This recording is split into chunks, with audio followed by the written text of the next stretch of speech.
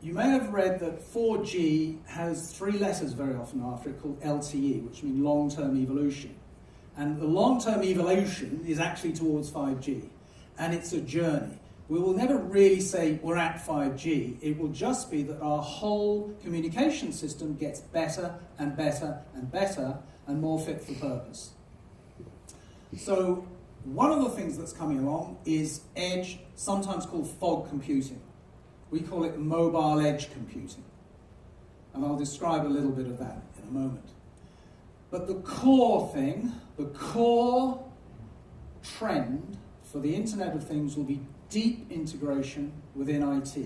And the reason for that, as I said earlier, because the IoT is going to become a deep and very important part, in fact in many cases a crucial part of company operations.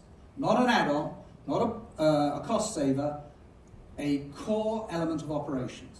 If there is one thing you remember from this talk, remember that. So, what is coming? There is a tidal wave of technology coming. I haven't even listed a tiny fraction of what is coming. Most of it, I have to say, from the IT arena.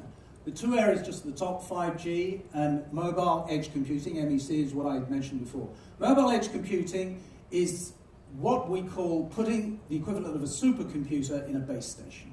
It means that devices out in the field can react with much less latency to situations. You get real-time reaction to situations. Very important in the control of traffic, very important in certain areas that demand very quick security. And if you don't need to take the signal all the way back to a server and all the way back again, mobile edge computing is what will provide it. But all the other technology you see here will have applications in the Internet of Things. Blockchain, you know of, but probably not why. It's actually the technology that underlies Bitcoin, this famous currency that floats around the internet and gets hijacked a lot. The technology itself is very sound and very, very secure. We're seeing applications for it now. And there are a number of others here. Anyone who's interested in any of these, see me in the break, and I'll be happy to try to tell you what they're about. I don't guarantee to be able to, but I will. However, the really big one that you must understand is what is happening in the area of artificial intelligence, sometimes called machine learning or deep learning. Now, there's a lot going on. There's Watson IoT, there's Google with its TensorFlow, etc., etc. Make no mistake, it is going to transform parts of your business. It is going to transform whole industries. And it is going to transform, for very many people, the very nature of their work. So keep an eye on it. And it will come, and it already is to some degree, in the Internet of Things. One area I'd like to address, and this I want to address our industry, is developers. The number of IoT developers is set to triple. And the reason for that is there'll be a lot more of applications. But what everybody forgets is the developers often need help, they need information, they need training. And they are the ones very often that decide the technology that is used in the applications. We as an industry do not understand developers, and we do not understand software. Shame on us. Shame on us. We should do. Because software is eating the world. If you don't believe that, I'm sorry for you, but it's a fact. If you're carrying a mobile phone, it's not a phone. It's a supercomputer in your pocket that just happens to also make phone calls. Everything you value on there was put there by a developer. And the decisions he or she made affect your life.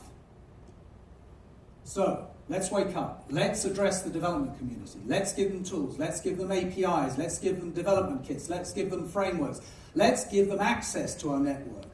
We make it actually quite difficult for them. So, integration of IoT into daily life. Not long in the future, there won't be a single aspect of your life that is not touched one way or the other by the Internet of Things. But you won't know it, because it'll just happen. I'll give you some examples. Okay, Karsha. You should recognize this. Karsha is an old company, been around a long time. They make lots of cleaners. We put SIMs into these devices, the industrial ones. Why? Because Karsha sold them. They had no idea where they went. They had no idea what state they were in. They had no idea what they were used for. Now they can monitor each machine. They can find out whether it's near end of life. They can see whether it needs servicing. They can do preventative maintenance. They can do a ton of things they couldn't do before. It has changed their business model. Drive Now. This is a coalition between BMW and a number of other companies. And the idea is you don't own a car anymore. You just use a car. So they've got cars, I think it's in 5 cities throughout the world. They have something like 450,000 users, and it's growing all the time. The car is in constant contact with the control base, and the user is only charged for the time that he used the car. Okay? That's it. Dead simple model. Fantastic. You've got a car, but you know where to park it. Use Drive Now. It can only be done in the Internet of Things. You can only do it because there is connectivity. Koenig, the lift guys. Very simple technology. You know, it's up, it's down. Or it's not. That's it. Really? No. Because lifts need maintenance. They need maintenance on the basis of how much they were used. Koenig needs to understand the kind of profile of the use of the lift. They also need an emergency telephone in the lift in case it goes wrong. And since they don't know when they manufacture a lift where it's going, they need a SIM, which, yes, we supply, which can work anywhere in the world, securely. So we do all of that via the Internet of Things, with a device in there, fitted to the lift. Dutch example, Netherlands, okay. And what could be more Dutch than a bicycle? Van Moof, did I pronounce it right? Okay. Make beautiful bikes, which cost a fortune. And they're very, very desirable for thieves who love to steal Van Moof bikes and sell them to other people, or keep them themselves. So, we put a device in a variable part of the bike, never the same place, and anyone who's had a bike stolen, it's a pain. Anyone who's ever had an expensive bike stolen, it's horrible. But how much nicer to be able to say to the police, my bike is there. You can go and pick it up. So the owner is happy, the police are happy, the only person who's unhappy is the thief, who's having to answer some very difficult questions. But legislation blocks that. Legislation blocks that. Even if you know where your bicycle is, the police hasn't got legal possibilities to grab it. No, but you do. But then you're... Do you want your bike back? Of course. I rest my case. Okay, so Health Beacon. Now this is a medical outcome. Anyone who's had to care for a loved one who has problems knows that they must take their medication. They must have that injection at the specific time. This device helps that. It measures the fact that the sharp of the syringe, the needle, has been put into the box, and therefore the medication, we hope, has been taken. It's an added measure. Okay, these are a number of different examples. What I'm really saying to you is this. The Internet of Things is being applied to a huge number of areas, privately and professionally, in terms of organizations, in terms of cities, in terms of countries. And it is really only just beginning, so it's going to roll out a lot further.